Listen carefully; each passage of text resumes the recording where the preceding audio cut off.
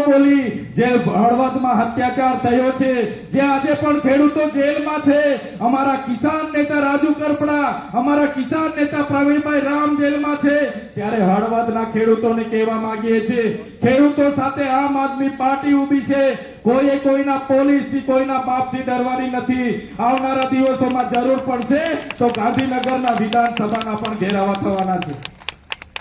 ત્યારે સાથીઓ, આ ભારતીય જનતા પાર્ટી એક ડરના માધ્યમથી, પોલીસના માધ્યમથી આપણા પર રાજ કરી રહી છે. એ ભારતીય જનતા પાર્ટીના નેતાઓને કેમ છું, જો તમારા પર તાકાત હોય, જો તમારા પર પાણી હોય તો જેટલા પણ સરકારી કાર્યક્રમો થાય છે એ કાર્યક્રમમાં પોલીસનો સહારો લેવાનું બંધ કરો, એ કાર્યક્રમમાં અધિકારીનો સહારો લેવાનું બંધ કરો. આ જનતાને વચ્ચે જાઓ. આ જનતા ભાજપના નેતાઓને દોડાવીને નહીં મારશે તો આ ચૈતર વસાવા બીજા કોઈ ના.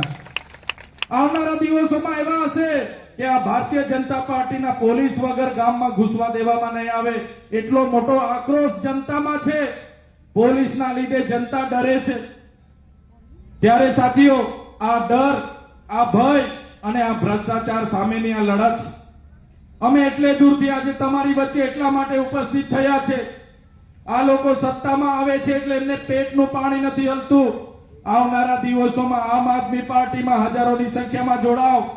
આમ આદમી પાર્ટીમાં યુવાઓ, વડીલો, મહિલાઓ આવો. તાલુકા પંચાયત હશે, જિલ્લા પંચાયત હશે, નગરપાલિકાઓ હશે, આવનારી વિધાનસભા હશે.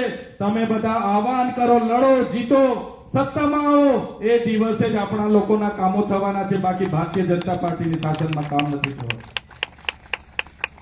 ત્યારે એ વાત કરવા માટે આજે તમારી વચ્ચે આવ્યા છે. આપણે શિક્ષણની વાત કરીએ છીએ, આ લોકો મંદિર મસ્જિદની વાત કરે છે. આપણે રોજગારની વાત કરીએ છીએ, આ લોકો હિન્દુ મુસ્લિમની વાત કરે છે. આપણે આરોગ્યની વાત કરીએ, આ લોકો ભારત પાકિસ્તાનની વાત કરે છે. અને આપણે ખેડૂતોની વાત કરીએ, દેશના વડાપ્રધાન આત્મનિર્ભર બનવાની વાત કરે છે.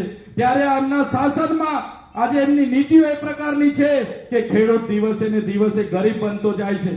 ઉદ્યોગપતિઓની લાખો કરોડની યોજનાઓ, લાખો કરોડની લોનો પાસ થાય છે અને અમારા ખેડૂતોને આત્મહત્યા કરવું પડે છે.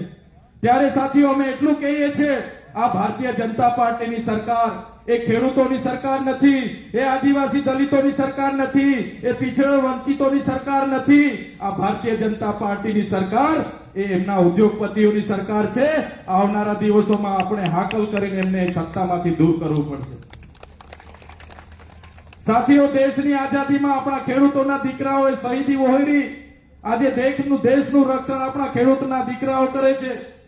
આજે એમના નેતાઓના દીકરાઓ સારી જગ્યા પર પ્રમોશનો લઈને બેઠા છે. ત્યારે આ દેશ એ ખેડૂતોનો દેશ છે, કૃષિ પ્રધાન દેશ છે.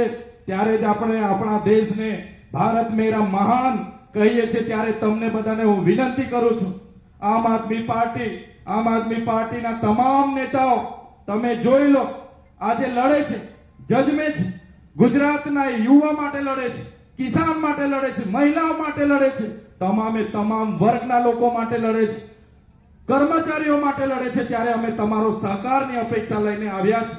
તમે બધા જ લોકોને અમે વિનંતી કરીએ છીએ કે આવનારા ભવિષ્યમાં જે પણ ચૂંટણીઓ આવવાની છે એના માટે તમે તૈયાર થઈ જાઓ.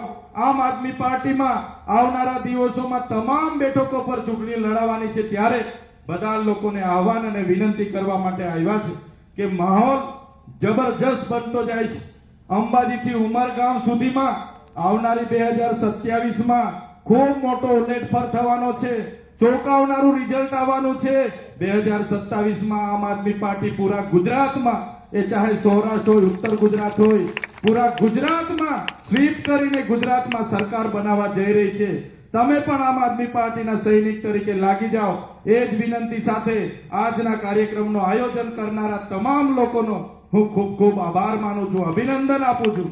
અમને બધાએ આમંત્રિત કર્યા, અમારું સ્વાગત કર્યું, સન્માન કર્યું અને અમને બધાને શાંતિથી તમે લોકોએ સાંભળ્યા છો. બધાનો હું ખૂબ આભાર માનીને વિનમું છું. ધન્યવાદ.